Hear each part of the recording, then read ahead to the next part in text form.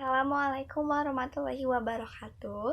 Perkenalkan, saya Suci Nadira Saputri dengan nomor NPM 10121047. Di video ini saya akan memberikan ulasan atau penjelasan mengenai materi pembelajaran dari mata kuliah Pendidikan Agama Islam. Video ini dibuat untuk memenuhi tugas evaluasi tengah semester mata kuliah Pendidikan Agama Islam 2. Materi pertama, Hajatul Insan ila Rasul. Setiap manusia diciptakan oleh Allah Subhanahu wa Ta'ala dengan fitrah, di mana manusia bersih, suci, dan mempunyai kecenderungan yang baik dan ke arah positif, yaitu ke arah Islam. Yang pertama ada Al-Insan. Al-Insan manusia adalah ciptaan Allah Subhanahu wa Ta'ala yang diberikan banyak kelebihan dan keutamaan dibandingkan dengan makhluk Allah lainnya. Di antara kelebihan manusia adalah fitrah, agama Allah yang dijadikannya kepada manusia sesuai dengan fitrahnya. Fitrah yang ada pada manusia dapat menilai baik buruk tingkah laku masyarakat ataupun dirinya. Ini disebabkan karena fitrah dimiliki oleh manusia semenjak ia lahir, baik dilahirkan oleh ibu bapak kafir ataupun jahiliyah.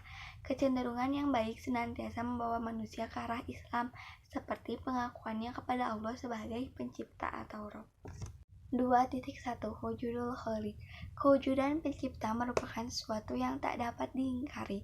Manusia pada dasarnya mengakui perkara ini.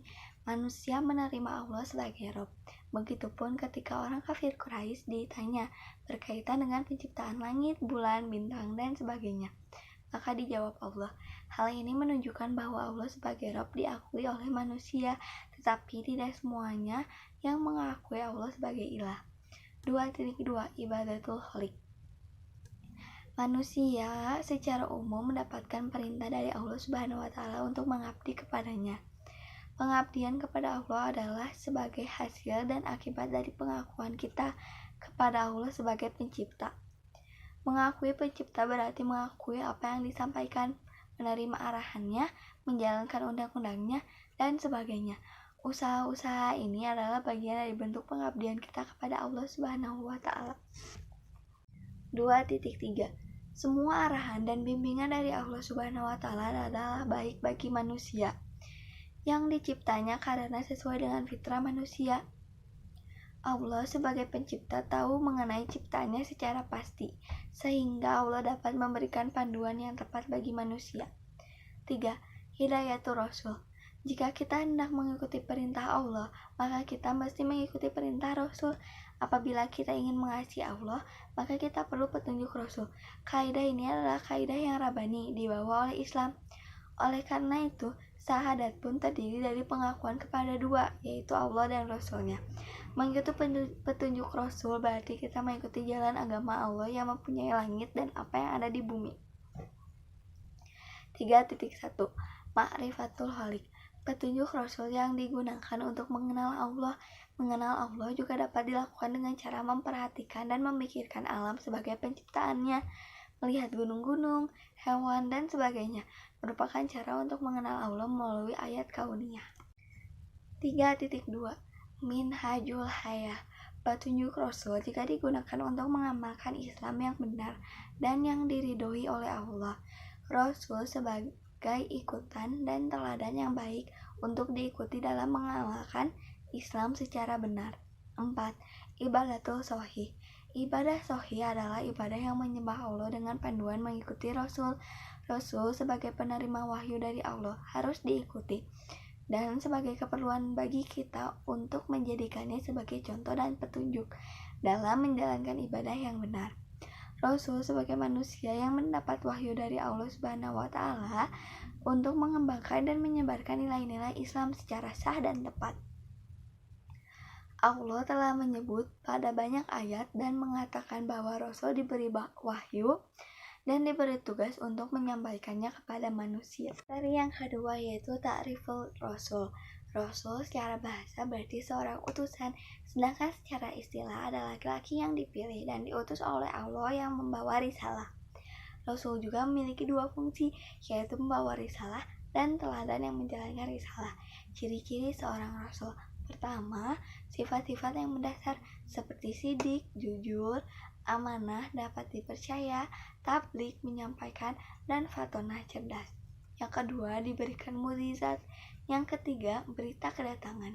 Yang keempat, berita-berita kenabian. Yang kelima, hasil kerasulan.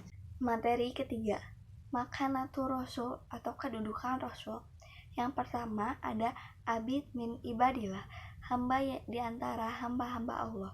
Rasul melaksanakan keperluan sebagaimana manusia lainnya melaksanakan keperluan. 1.1 Insan, manusia.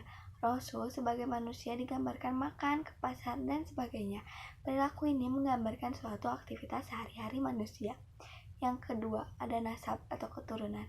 Rasul berasal dari kaum Quraisy. Beliau mempunyai keluarga dan keturunan yang jelas. Yang ketiga, ada jims atau fisik. Fisik Nabi Muhammad SAW digambarkan dalam hadis seperti rambutnya rapi dan selalu disikat, badannya kuat, tinggi, sedang, dan sebagainya. Yang keempat ada sirah nabawiyah atau sejarah kenabian. Nabi SAW sebagai hamba Allah dan menjalankan aktivitas-aktivitas sebagai manusia. Lalu yang kedua ada as-sunnah. Sunnah Nabi ialah segala sesuatu yang disebutkan dan diamalkan. 2.1 ada fiqhu ahkam, fikih hukum, peranan hukum atau aturan sebagai panduan membawa kita ke arah yang sempurna. Yang ketiga ada rasul minal mursalin, rasul di antara rasul-rasul. Muhammad SAW selain sebagai hamba biasa juga sebagai rasul yang mempunyai keutamaan dan ciri-ciri kerasulan. 3.1 Tabligh risalah, menyampaikan risalah. Peranan Rasul yang utama dalam menyampaikan risalah karena inilah yang membedakannya dengan manusia biasa. 3.2 ada amanah, menunaikan amanah. Rasul telah menunaikan amalannya sebagai Rasul, yaitu menyampaikan risalah kepada manusia. 3.3 imanatul umat, pemimpin umat. Pada hari kiamat, Nabi berperan sebagai umat. Hal ini menunjukkan bahwa Nabi juga bertanggung jawab terhadap apa-apa yang sudah disampaikan kepada umatnya. 3.4 dakwah nabawiyah, dakwah kenabian. Al-Quran dan juga sirah banyak menjelaskan dakwah Nabi. Dari kedua ini muncul fikih dakwah yang sesuai dengan realita, tuntutan keadaan, dan respon setempat. Materi keempat, sifatul rasul atau sifat-sifat rasul. Yang pertama ada sifat al-basyariyatul kamilah, kemanusiaan seutuhnya. Rasul Shallallahu Alaihi Wasallam adalah manusia biasa seperti manusia yang lainnya, bukan bangsa jin atau malaikat. Rasulullah Shallallahu Alaihi Wasallam adalah bangsa manusia seutuhnya, memiliki jasad dan perasaan seperti manusia lainnya. Yang kedua ada al-ismah, terpelihara dari kesalahan dan dosa. Rasulullah mungkin saja pernah berbuat salah atau keliru, tetapi kesalahannya itu akan segera diluruskan oleh Allah, sehingga beliau terpelihara dari berlarut-larut dalam kesalahan dan dosa. Yang ketiga ada as-sidqu atau jujur. Rasulullah bersifat jujur, beliau tidak berdusta tentang apa yang diwahyukan kepadanya dari Allah Ta'ala. Yang keempat ada al-fatonah, cerdas. Rasulullah dibekali oleh Allah Ta'ala sifat fatonah, sehingga dapat menjelaskan wahyu Allah Ta'ala kepada seluruh umat manusia dengan sebaik-baiknya. Yang kelima ada al-amanah, dan yang keenam ada at-tabligh. Muhammad Shallallahu Alaihi Wasallam memiliki tugas untuk balaga risalah atau menyampaikan risalah sebagai bentuk adaul amanah, yaitu penunaian amanah. Yang ketujuh atau yang terakhir ada al-iltizamul kamil, komitmen yang sempurna terhadap kebenaran. Beliau sedikit pun tidak pernah bergeser dari kebenaran. Beliau senantiasa berkomitmen kepadanya dari segala sisinya. Yang kelima atau materi terakhir yaitu sifatul rasul. Tugas Rasulullah itu dibagi dua, yaitu menyampaikan risalah dan menegakkan dinullah. A. Hamilatul risalatid dakwah, mengemban risalah dakwah. Rasulullah melakukan aktivitas dakwah agar umat manusia ma'rifatul kholiq, sehingga mereka bersedia beribadah kepadanya. Yang kedua ada Rasulullah Shallallahu Alaihi Wasallam membimbing manusia dengan kifayatul ibadah atau tata cara ibadah kepada Allah Ta'ala. Yang ketiga, Rasulullah bertugas menyeru manusia agar mengetahui dan mengamalkan Islam sebagai minjahul hayah atau pedoman kehidupan. Yang keempat, Rasulullah melakukan at-tarbiyah atau pembinaan kepada umat, yakni berupa taujihidun dan nasihatun hingga iman, Islam, ilmu, dan amal mereka tumbuh berkembang. Yang B, ikamatul dinilah atau menegakkan agama Allah.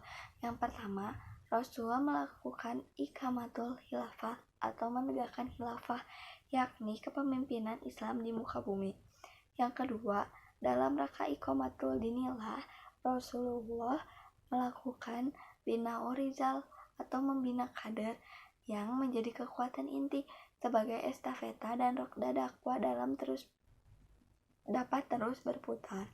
Yang ketiga, Rasulullah menggariskan minhajul dakwah, metode, cara, dan prosedur dakwah untuk menjadi pedoman generasi penerusnya yang akan mengarungi dinamika medan perjuangan sehingga Islam akan tegak hingga akhir zaman. Segitu yang dapat saya sampaikan. Mohon maaf apabila ada kesalahan. Semoga yang saya sampaikan ini bisa bermanfaat bagi yang lainnya. Terima kasih yang sudah menonton. Wassalamualaikum warahmatullahi wabarakatuh.